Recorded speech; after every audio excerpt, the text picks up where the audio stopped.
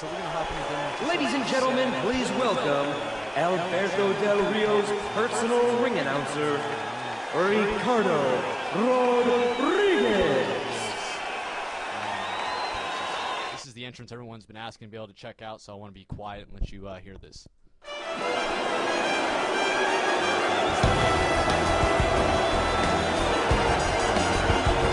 Damas y caballeros, en el camino hacia el cuadrilátero, él es el hombre que le mete el terror a los corazones de todos sus oponentes, Alberto Del Rio.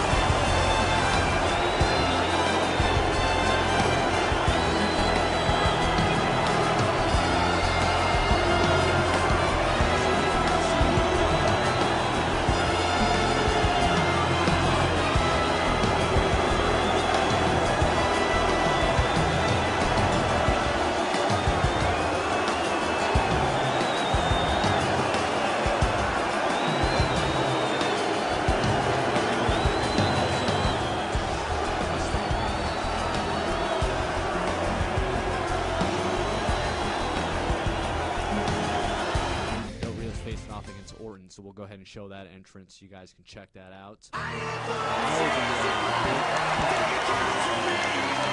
And his opponent, from St. Louis, Missouri, weighing 275 pounds, is the World Heavyweight Champion, Randy Orton.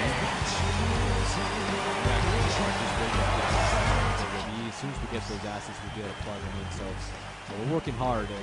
Hopefully we'll get them all in. There won't be any speed bumps on that, but you never know what might happen. So just rest assured that we are working hard together.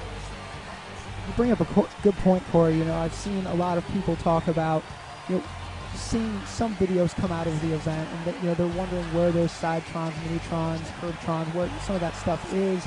Kind of tell them a little bit about, you're still working on the game. This isn't final. Just because we're showing it, it's not final. Just describe that process a little bit. Like, what's left? How much time truly is left? That's great. We are what we consider pre-alpha, which means that we are still heavily in the implementation and tuning phases. So what that means is that not everything is in just yet.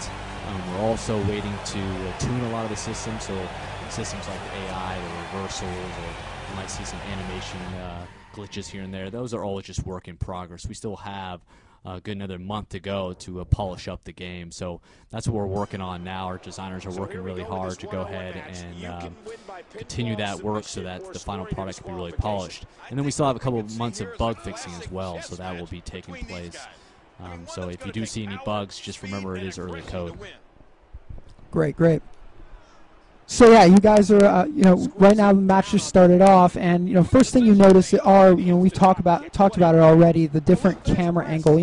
What went into the decision to get that basic gameplay camera, closer and down lower?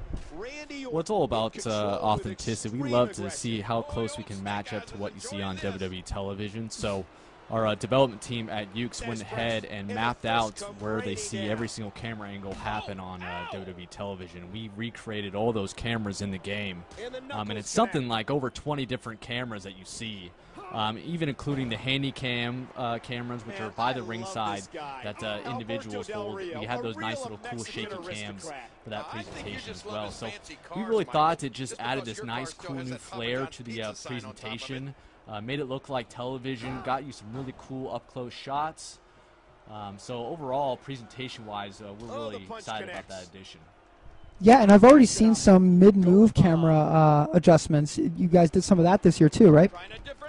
Yeah, I mean, the goal is to really kind of capture the high spots in the match. So sometimes you'll see the camera cut and sometimes you won't, and so we have that all triggered on what we call a camera AI system. Actually, the entire AI drives which camera angle to go to, and so it will pick the best angle to capture, and sometimes it will cut to an angle that maybe doesn't get the best shot of the move, and we'll actually switch mid-move to another angle. So we have a really cool dynamic camera system that changes on the fly.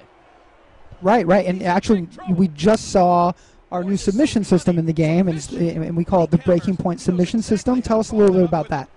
Right, so that's a brand new addition to the game. Fans have been asking for an overhaul of the submission system, so that's something we wanted to focus on quite a bit this year. So what we did is we added a brand new mini game. It's called the Breaking Point system, and you saw that little meter pop up. Basically what that is, that's kind of a back and forth tug-of-war mini game that's going on, that both you and your opponent are mashing buttons to go ahead and fill that meter up so that your opponent does hit his breaking point and will tap out.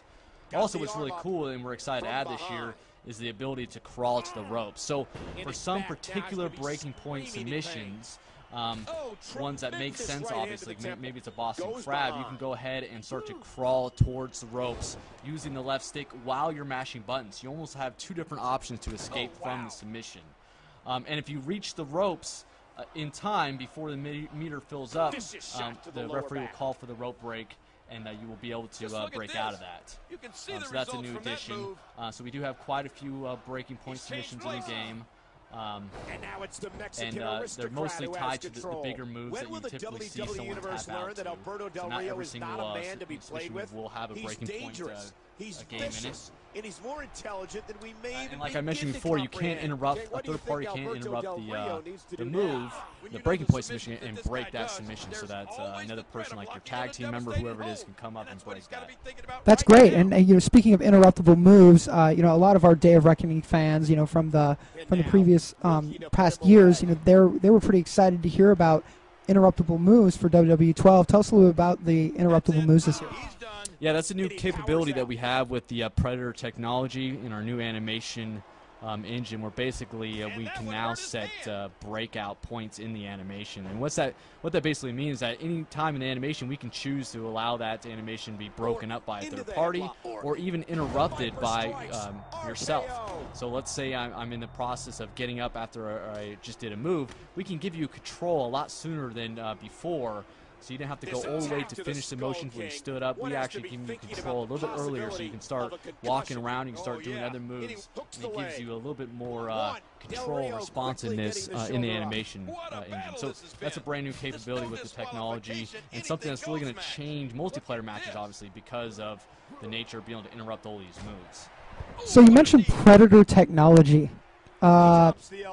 What is Predator technology? Because there was some confusion out there on we were talking about this big gameplay upgrade, and we've called it Predator technology. What is Predator technology?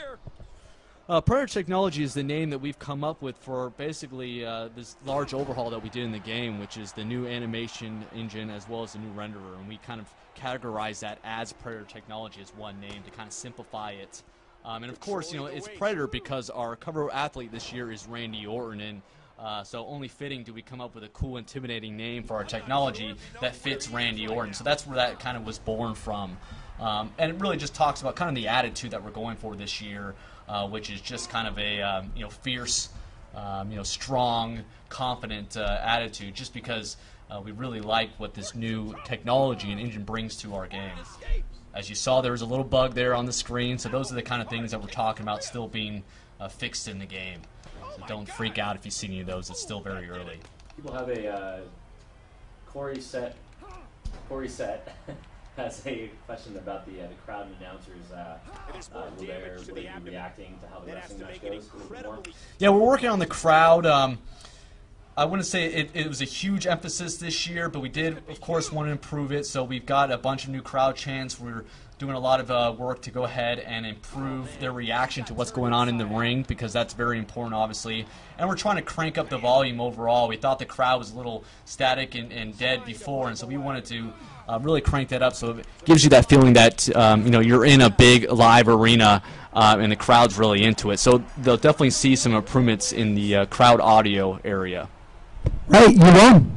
There we go. Using the breaking point submission and his patented finishing armbar.